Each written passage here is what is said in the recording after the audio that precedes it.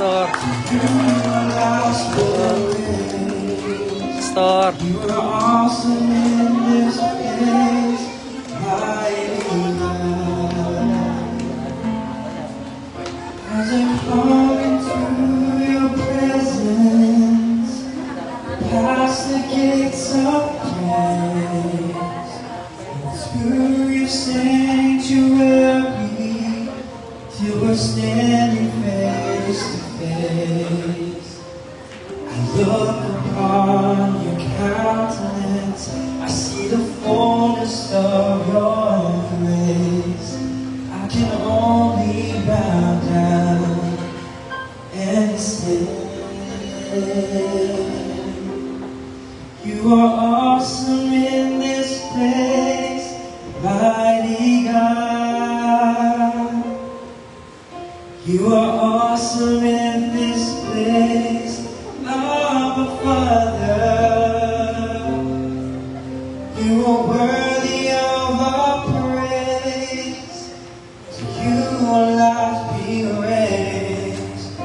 You are awesome in this place, mighty God. You are awesome in this place, mighty God.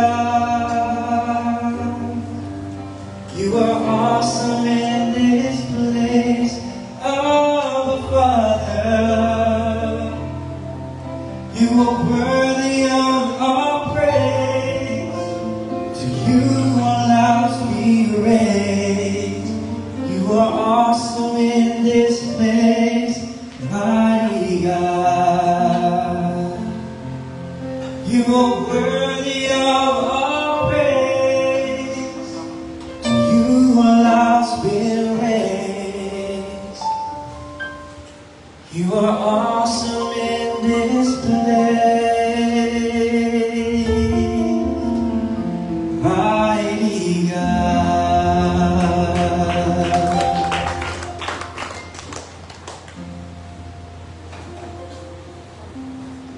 Good afternoon, everybody. It's a day of gathering dedicated to our pastors. Two things happening to our pastors now. It's either you're overwhelmed, okay? Hindi pa nagsisink in, but happy. Or, I knew it. Sketchy yung mga kasama, di ba? Mahirap magkalagkag ng pastors. Or, na-discern na. Di ba? Ang hirap minsan mag-surprise sa mga pastor kasi maraming may discernment. Nevertheless, today we've come together as one family to honor and celebrate the shepherds that God has placed over our lives. These are the men and women that prays for us, guides us, teach us, and serve tirelessly behind the scenes, often without recognition. But today we're here to say one thing loud and clear: thank you, pastors. Can you say it with me? One more time. 3, 2, 1. Thank you, pastors. Ayan. 1 Thessalonians 5:12-13. Now we ask you, brothers and sisters, to acknowledge those who work hard among you, who care for you in the Lord, and who admonish you. Hold them in the highest regard in love because of their work.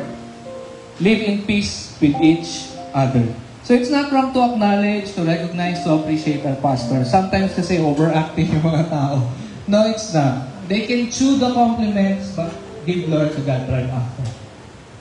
And that's exactly what we're doing today. Honoring our pastors and leaders with hearts full of appreciation. And we have wonderful program prepared for you today, outlined with fun activities, presentation, and prayers. Of course, before we start, opening prayer muna tayo. And let me lead you to an opening prayer.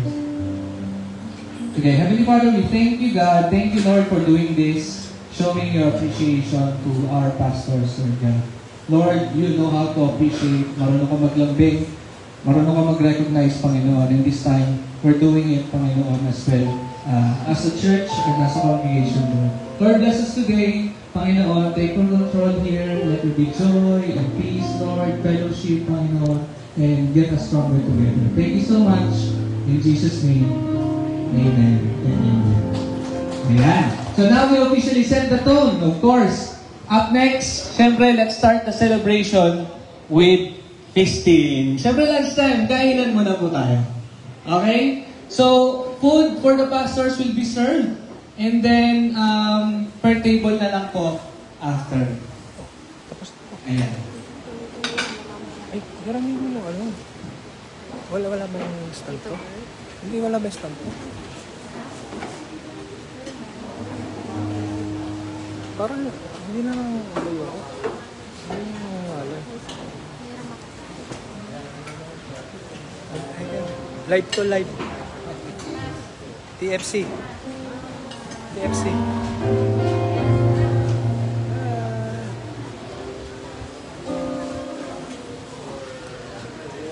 Ewan mo na ba?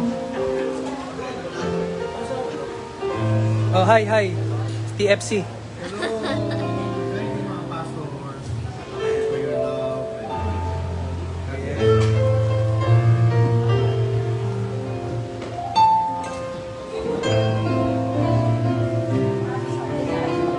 Hi po, hi.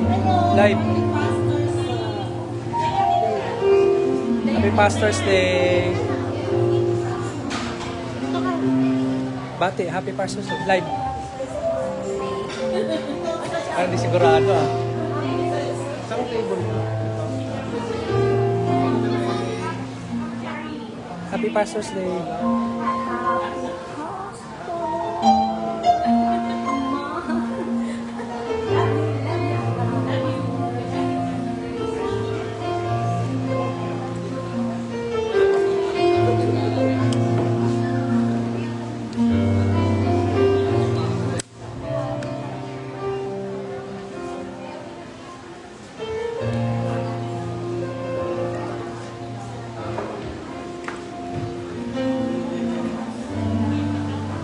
Ay, hawakan mo muna. I-set mo.